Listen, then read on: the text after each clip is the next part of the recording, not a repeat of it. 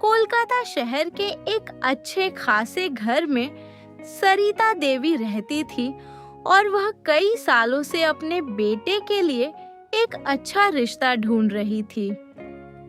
अरे राम, 3 साल हो गए बेटे की शादी की कोशिश करते करते। हर बार कुछ न कुछ कमी निकल आती है।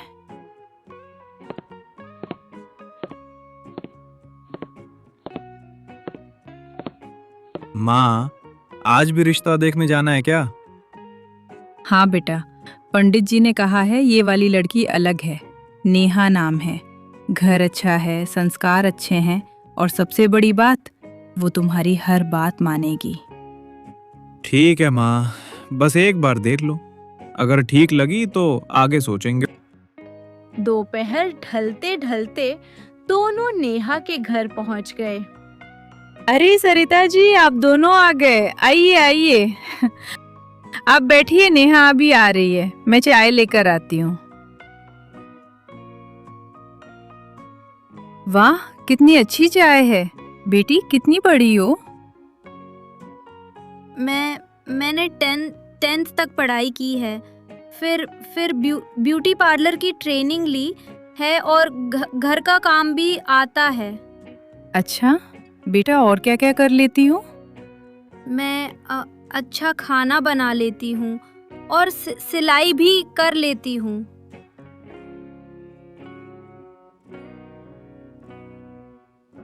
माँ, क्या हुआ? पसंद नहीं आई? पसंद तो बहुत आई, पर वो थोड़ी तोतली है बेटा। बस इतनी सी बात? माँ, अगर वो अच्छे स्वभाव की है, घर संभाल लेगी, तो बाकी सब समय के साथ एडजस्ट हो जाएगा। उसी शाम सब ने मिलकर फैसला कर लिया कि नेहा ही घर की बहू बनेगी। बस कुछ ही दिन बाद बारात निकली। नेहा नई नवेली दुल्हन बनकर आई।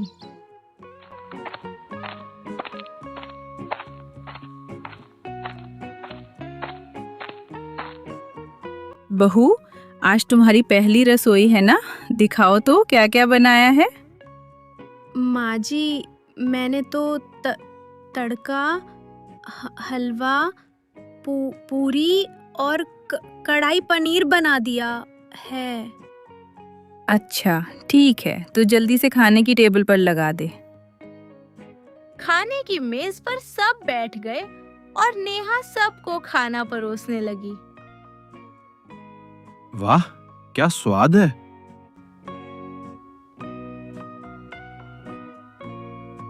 शायद बहू तो ठीक ही आई है। शादी के बाद घर में नई बहू नेहा का आना जैसे कोई नया सूरज उगा हो। सब खुश थे, लेकिन सरिता जी को अभी भी थोड़ा संकोच था।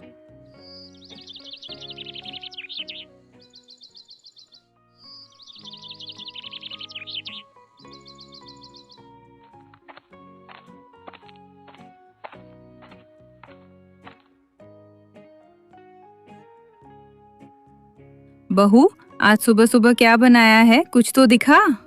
माँ जी, मैंने तो पूरी आलू की सब्जी बना दिया और दही भी है।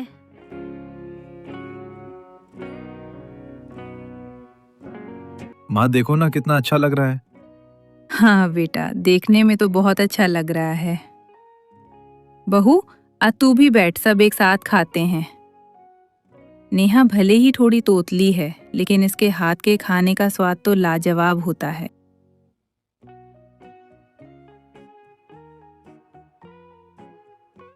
अब घर में अर्जुन की छोटी बहन रिया, जो बाहर पढ़ाई कर रही थी, उसकी सगाई होने वाली थी। माँ, कल रिया को ले आऊंगा। उसकी सगाई की तैयारियां भी तो करनी है। अच्छा है, कल जल्दी निकल जाना और उसे ले आना। लेकिन बहू तू तैयार रहना, रिया थोड़ी तेज तर्रार है, उसे सब कुछ परफेक्ट चाहिए। जी माँ जी, मैं कोशिश करूँगी। अगले दिन शाम को अर्जुन रिया को लेकर घर पहुंचा।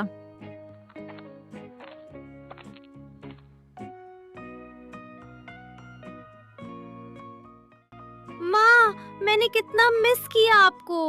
और मेरी नई भाभी कहाँ है? अरे नेहा, आजा, पानी ले आ, रिया आ गई है। नेहा सबके लिए जल्दी जल्दी नींबू पानी तैयार करके लाने लगी।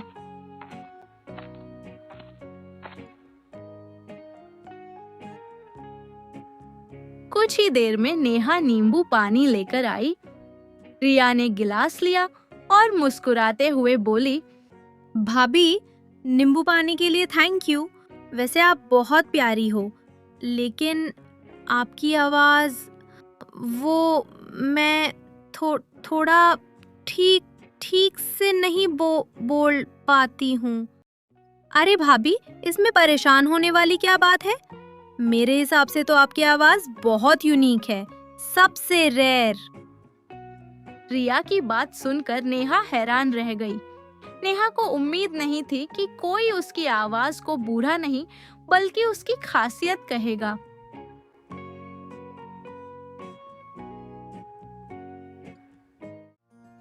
अगले दिन से घर में सगाई की तैयारियां शुरू हो गई। फूलों के ऑर्डर, मिठाइयाँ, कपड़े, हर तरफ तैयारी चल रही थी। रिया अपने कमरे में बैठी सगाई की ड्रेस देख रही थी, लेकिन रिया के चेहरे पर एक हल्की सी चिंता भी थी, जैसे उसके मन में कोई बात छुपी हो। भाभी, जरा इधर आना। देखो ना, ये लहंगा कैसा है? ये तो बहुत सुंदर है। ये ना मैं अपनी सगाई में पहनूंगी। ये मेरे ऊपर कैसा लगेगा भाभी? अरे तुम बहुत सुंदर लगोगी। पता है भाभी, मैं बहुत दिनों से सोच रही थी कि मैं अपनी सगाई पर कैसा मेकअप करूं, पर मुझे माँ ने बताया कि आपने ब्यूटी पार्लर का कोर्स किया है, तो अब तो आप ही मेरा मेकअप करोगी। ठीक है ना भाभी? हाँ, ठीक है। दोनों खुशी खुशी बात कर रहे थे, लेकिन तभी रिया का फोन बजा। और जैसे ही रिया ने फोन की स्क्रीन पर देखा, उसका चेहरा अचानक उतर गया। नेहा ने ये बात नोटिस की और उसने रिया से पूछा, क्या हुआ? नेहा की बात सुनकर रिया ने जल्दी से फोन छुपा लिया। कुछ नहीं भाभी, बस कॉलेज का मैसेज था। पर नेहा को महसूस हुआ कि रिया कुछ छुपा रही है। तभी रिया को उसकी माँ आवाज देती है, अरे रिया, जरा सुन तो। हाँ माँ, आ रही हूँ।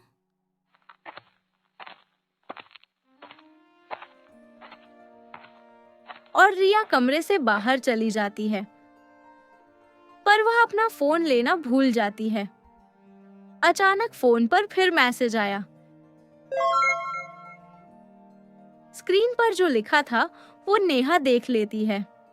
अरे ये क्या लिखा है?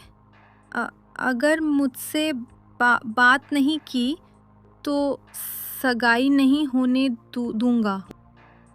ये देखकर नेहा घबरा गई। उसे समझ नहीं आया कि ये मैसेज किसका है और इसमें ऐसा क्यों लिखा है।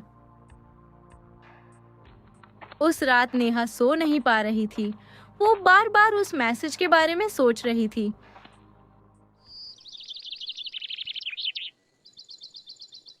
सुबह होते ही नेहा रिया के पास गई। रिया, तुमसे एक बात पूछूं? क्या हुआ भाभी? क्या तुम किसी परेशानी में हो? ये सुनकर रिया चौंक गई।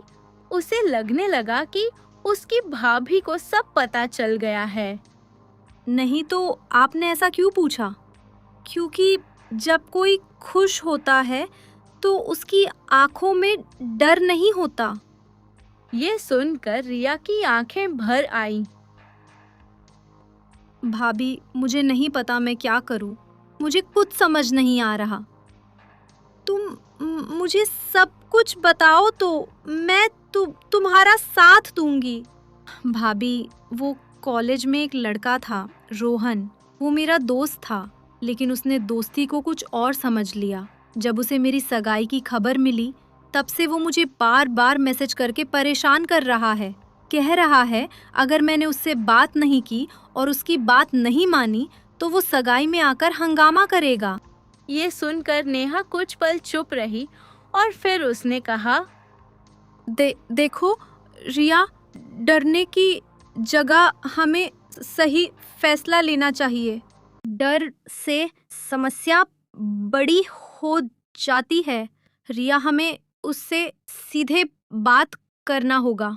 भाभी, अगर आप मेरे साथ हो तो मुझे डर नहीं लगेगा। मैं हमेशा तुम्हारे साथ हूँ। अपनी भाभी की बात सुनकर रिया के मन से डर कम हुआ। उस पल से रिया को समझ आ गया कि नेहा सिर्फ उसकी भाभी नहीं बल्कि उसकी सबसे बड़ी ताकत है। अगले दिन दोपहर में रिया और नेहा घर से बाहर निकली। उन्होंने रोहन को एक कैफे में मिलने के लिए बुलाया। कैफे के एक कोने में रोहन पहले से बैठा था। जैसे ही रिया और नेहा उसके सामने बैठी, वह तंज भरी मुस्कान के साथ बोला, तो आखिर तुम आ ही गई और साथ में अपनी तोतली भाभी को भी लेकर आई हो। रोहन, हम बात करने आए हैं, मजाक बनवाने नहीं। रोहन, अगर तुम सच में रिया की कद्र करते हो तो उसकी खुशी भी समझो। उसने मेरी परवाह कब की? मैं उसे पसंद करता था और उसने कभी मुझे बताया ही नहीं कि उसकी सगाई तय हो गई है। रोहन, मैंने कभी तुम्हें बेकार की उम्मीद नहीं दी। हम दोस्त थे, बस दोस्त। और ये कैसा प्यार है जो इसे धमकी दे रहे हो? और अगर हम यहाँ बात करने नहीं आते तो तुम सगाई में आकर इसकी बेइज्जती करते। और अगर तुम इसे पसंद करते हो तो इसकी खुशी में खुश रहो। बदला लेना को कोई प्यार नहीं होता।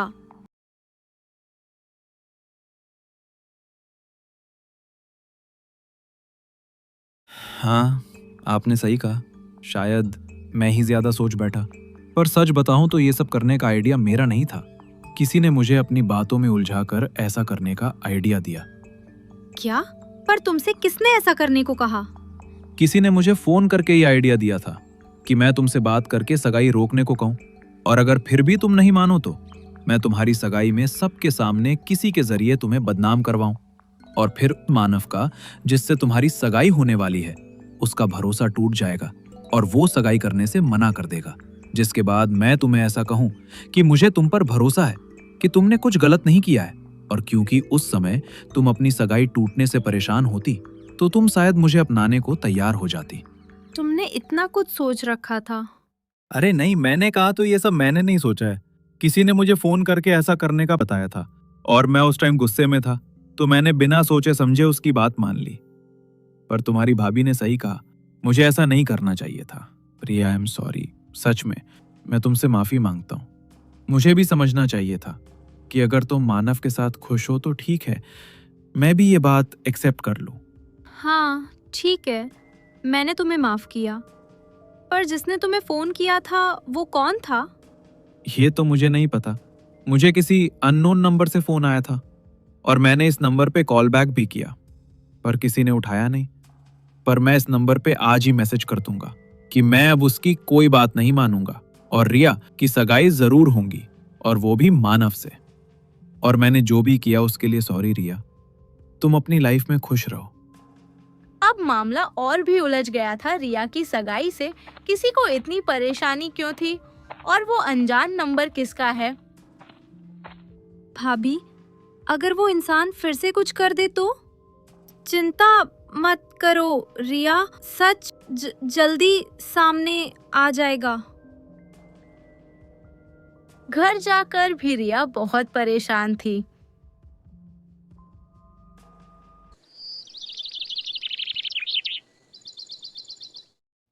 शाम को रिया की पुरानी दोस्त काव्या रिया से मिलने आई। रिया उससे मिलकर बहुत खुश हो गई। काव्या, मुझे ना तुमसे मिलकर बहुत खुशी हुई, लेकिन तुम यहाँ कैसे?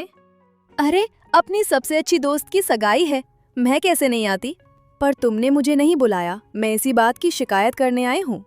अरे ऐसा नहीं है, सब कुछ बहुत जल्दी तय हो गया, बस इसीलिए। पर मैं कल तुम्हें कॉल करने ही वाली थी। अच्छा, पर अब तुम्हें मुझे इनवाइट करने की जरूरत नहीं है, क्योंकि मैं तो तुम्हारी सगाई में जरूर आऊंगी। अरे, मेरी बेस्ट फ्रेंड की जो सगाई है। अरे बिल्कुल, तुम्हें तो आना ही है।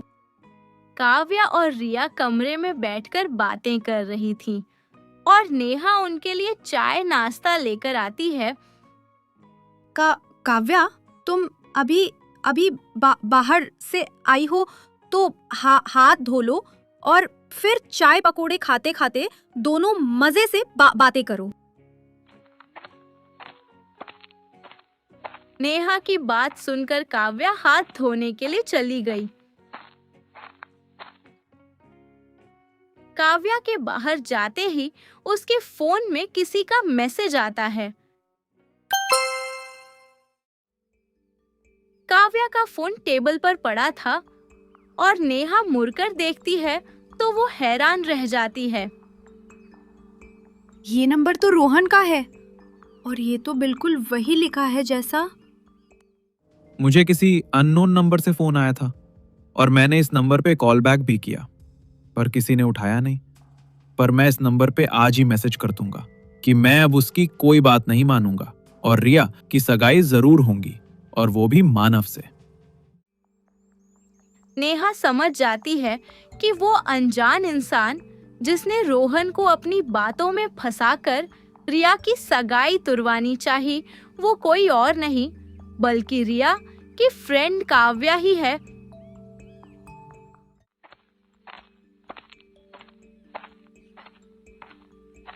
कुछ देर बाद नेहा काव्या को छत पर अकेले बुलाती है। काव्या थोड़ी हैरान थी कि आखिर नेहा ने उसे अकेले छत पर क्यों बुलाया। भाभी, आपने मुझे यहाँ क्यों बुलाया? मुझे सच पता चल गया है। कैसा सच? तुम रिया की सगाई क्यों तोड़ना चाहती हो? ये आप क्या बोल रही हो? मैं क्यों ऐसा करूंगी? आपको कोई गलतफहमी हुई है? काव्या, बातें मत बनाओ। तुमने रोहन को बातों में उलझाकर रिया की सगाई तुरवानी चाहिए और अब मुझे सब कुछ पता चल चुका है। ये सुनकर काव्या बिल्कुल घबरा जाती है और आखिरकार वो अपनी गलती मान लेती है। हाँ, ये सब मेरी ही प्लानिंग थी। आखिर तुमने ऐसा क्यों किया? क्योंकि मैं मानव को पसंद करती थी, लेकिन जब मुझे पता चला कि उसकी सगाई रिया से हो रही है तो ये बात मैं बिल्कुल सह नहीं पाई। किसी की खुशी छीनकर कभी खुशी नहीं मिलती। मुझसे गलती हो गई भाभी, पर अब मुझे समझ आ गया है कि मानव रिया को पसंद करता है, मुझे नहीं। अगर तुम सच में अपनी गलती समझ गई हो तो रिया के सामने सच बोल दो। हाँ, मैं रिया को सब कुछ सच सच बता दूंगी। अब नेहा के कहने पर काव्या ने रिया को सारी सच्चाई बताई और ये सब सुनकर रिया को बहुत बुरा लगा। मैं तो तुम्हें अपनी सबसे अच्छी दोस्त मानती थी और तुमने ही ऐसा किया। रिया, अब उसने अपनी गलती मान ली है तो उसे माफ कर दो। हाँ रिया, आई एम सॉरी। हो सके तो मुझे माफ कर देना। रिया से माफी मांगकर काव्या वहां से चली जाती है।